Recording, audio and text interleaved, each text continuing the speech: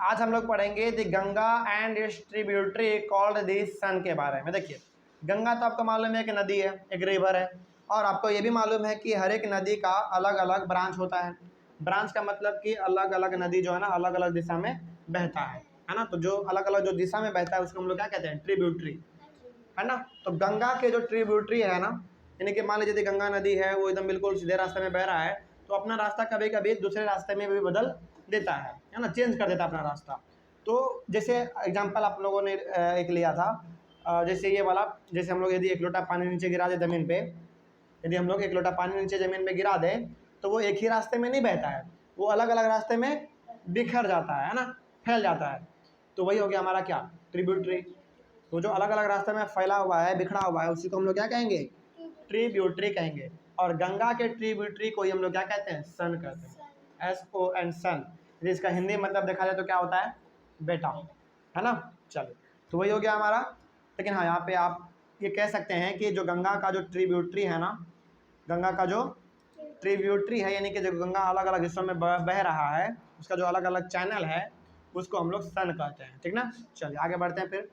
In ancient time, आज से बहुत समय पहले, the area along the south of the Ganga was known as Magadha, now laying in the state of Bihar. देखिए, गंगा नदी का जो साउथ वाला हिस्सा है ना, गंगा नदी का साउथ मतलब क्या, नीचे वाला हिस्सा, नीचे वाला जो हिस्सा है वो मगध से होके गुजरता था।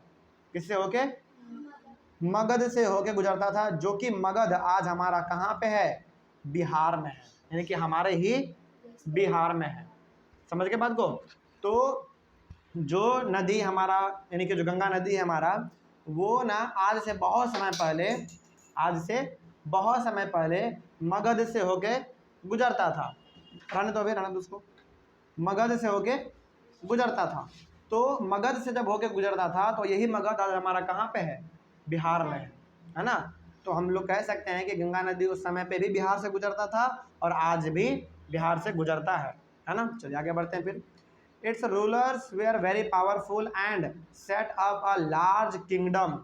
बिहार के उस समय पे जो राजा हुआ करते थे ना, अलग अलग प्रकार के राजा थे उस समय पे बिहार में, और सबसे पावरफुल जो बिहार का राजा साबित हुआ वो था हमारा अशोका। अशोक नाम है, याद कि नाम सुने हैं, नाम नहीं सुने हैं अशोक के बारे में। अशोक बिहार का इतना ज़्यादा पावरफुल राजा था कि अलग अलग जो राजा थे ना उसका नाम ही सुन के डर जाते थे। मतलब इतना पावरफुल वो था कि यदि कोई राजा उसका नाम सुन लिया ना, कोई इंसान, तो उसका एकदम रोंगटा खड़ा हो जाता था, इस प्रकार का वो था, यानी कि बहुत पावरफुल अशोक था, है ना। तो अशोका जो था वो बिहार का ही राजा था, बहुत ही पावरफुल था वो। तो उनका जो किंगडम था, यानी कि जो उसका जो राज्य था ना, वो बहुत दूर दूर तक फैला होता था, है ना। चलिए आगे बढ़ते हैं फिर। तो किंगडम का मतलब क्या, राज्य। राज्य का मतलब क्या, आप कह सकते हैं बड़ा बड़ा जगह, ठीक ना। तो kingdoms were set up in other parts of the country as well. अब ऐसा नहीं है कि केवल और केवल भारत के जो हिस्से हमारा जो बिहार है, केवल बिहार में ही राज्य चल रहा था उस समय पे, ऐसा नहीं है। अलग अलग जगहों पे भी हमारा किंगडम उस समय पे बनाया जा रहा था, यानी कि अलग अलग जगहों पर अलग अलग राजा रूल कर रहे थे, है ना। अब जब राजा रूल करेंगे तो अपना जगह बना लेंगे वो अपना, है ना, वो एरिया उसके अंडर में आ जाएगा जहाँ पे वो कंट्रोल करेगा। जैसे बिहार में अशोक कंट्रोल कर रहे थे तो बिहार उनका हो गया, है ना। उसी प्रकार से अलग अलग राजा अलग अलग जगह पर जब वो रूल कर रहे थे, कंट्रोल कर रहे थे, तो एरिया उनका वो हो गया, है ना। तो यहाँ से हमको ये मालूम चल गया कि गंगा नदी बिहार से बहता था उस समय पे भी, आज भी बहता है।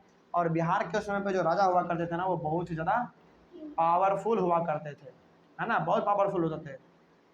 बिहार के साथ साथ अलग जगहों में भी हमारा अलग अलग किंगडम उस समय पे बनाया जा रहा था। किंगडम मतलब क्या, अलग अलग राज्य बनाया जा रहा था, क्योंकि अलग अलग राजा वहाँ पे रूल कर रहे थे, ठीक है। चलिए इसके बाद फिर हम लोग अपने नेक्स्ट क्लास में पढ़ेंगे reasons for the movement of people. ये हमारा अलग टॉपिक है, इसको हम लोग अपने अगले वाले क्लास में स्टार्ट कर देंगे, ठीक ना। चलिए आई होप आपको ये टॉपिक समझ में आ गया होगा, इसमें कोई डाउट है आप लोगों को, नहीं ना।